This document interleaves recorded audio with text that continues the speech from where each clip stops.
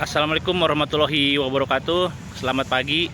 Jadi sambil olahraga ya, saya ingin sedikit bukan menjelaskan atau menanggapi ya, ada kekeliruan yang fatal saya pikir di antara netizen masyarakat ya terkait KLB ya.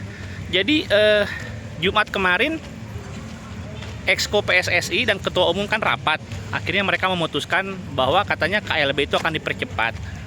Sementara itu beberapa hari sebelumnya itu ada pertemuan ya antara CEO-nya Persis Solo dan juga presiden klubnya Persebaya. Jadi banyak yang menganggap pertemuan antara Azrul Ananda dan Kaisang ini udah pada tahu ya, anak Pak Presiden. Jadi keduanya katakanlah bukan orang biasa. Kalau Mia gandeng, pause dulu ya. Oke, kita lanjutkan ya. Sorry tadi berisik tuh, ada yang senam di belakang. Nah, jadi tadi apa? Oke, dua orang ini bukan orang biasa ya. Keduanya sama-sama orang berpengaruh secara politis dan juga media ya, politis, media. Mereka juga anak orang-orang istimewa ya. Yang satu anak presiden, yang satu anaknya Dahlan Iskan. Bener nggak sih? Anaknya Dahlan Iskan kan? Sorry kalau salah dikoreksi ya. Nah, uang juga ya, uangnya pada banyak gitu, anak muda juga, tokoh muda. Nah, banyak yang mengira bahwa KLB PSSI yang dipercepat ini karena pertemuan keduanya. Nah, ini bisa gawat ya. Karena apa? Karena kalau kita lihat alasan bisa dilakukannya KLB, itu kalau dasarnya desakan dari klub ya, dari suara klub, ya itu kan nggak cukup 2 klub ya, harus 2/3 dari total voters. Voters ada berapa tuh? Ada 88 ya, katakanlah 80 tuh. Ya harus lebih dari 20 klub ya yang menghendaki adanya KLB. Nah itu, soalnya gini, setiap kali federasi akan melakukan KLB, itu kan akan bersurat ke FIFA ya.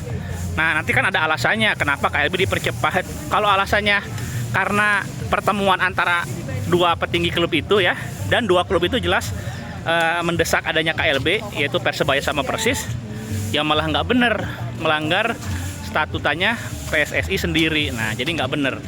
Jadi alasan KLB nanti itu kalau misalkan keputusan Exco, nah itu baru bisa dibenarkan ya. Jadi KLB itu bisa dilakukan karena dua faktor atau dua inisiatif ya.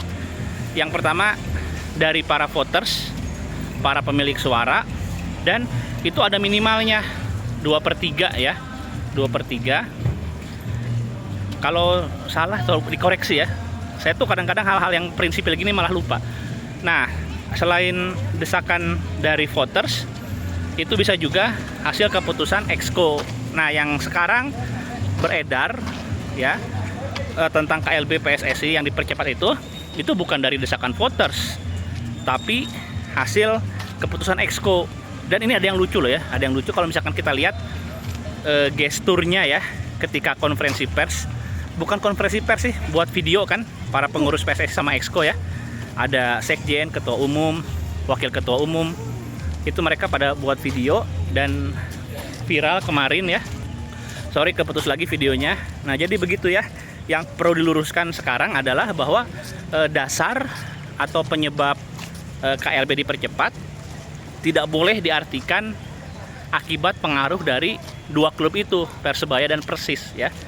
Karena kalau misalkan itu dianggap penyebabnya, ya ntar jadi inkonstitusional ya, inkonstitusional. Jadi nggak benar, melanggar aturan PSSI sendiri, statuta PSSI, begitu loh.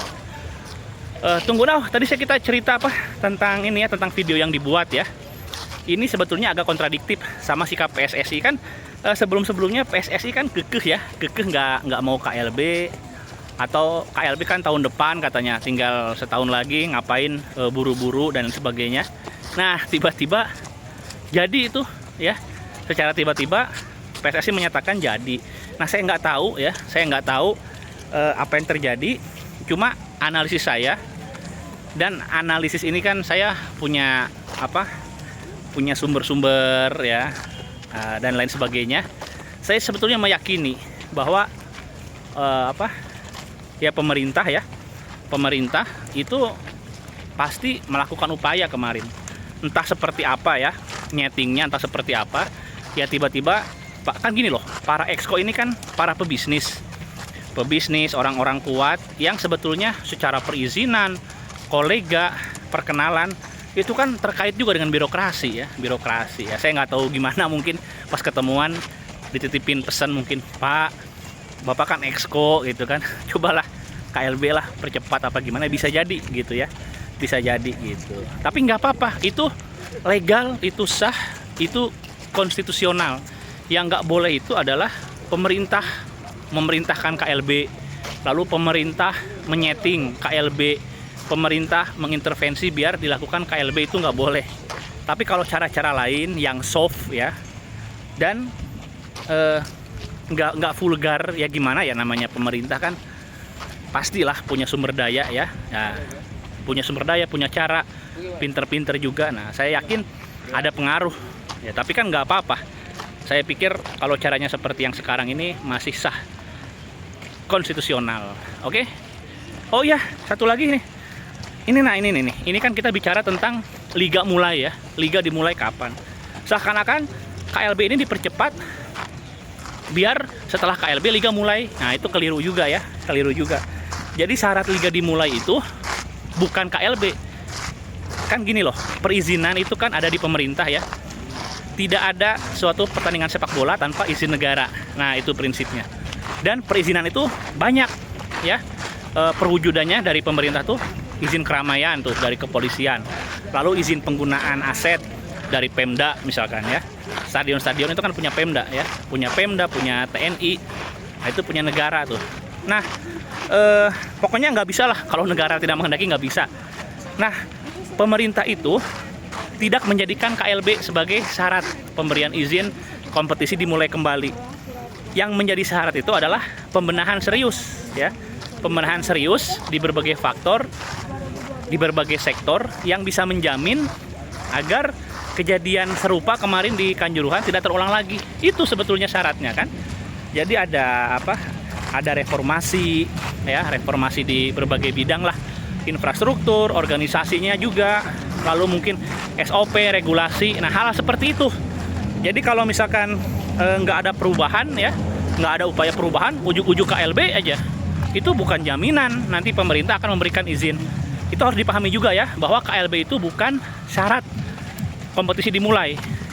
Pemerintah memberikan syarat pemberian izin itu ketika sepak bolanya dibenahi. Nah itu dua hal yang berbeda ya. Gitu. Jadi jangan seakan-akan oh biar kompetisi dimulai maka kita KLB. Nah nggak bisa begitu ya. Oke gitu ya teman-teman. Assalamualaikum warahmatullahi wabarakatuh.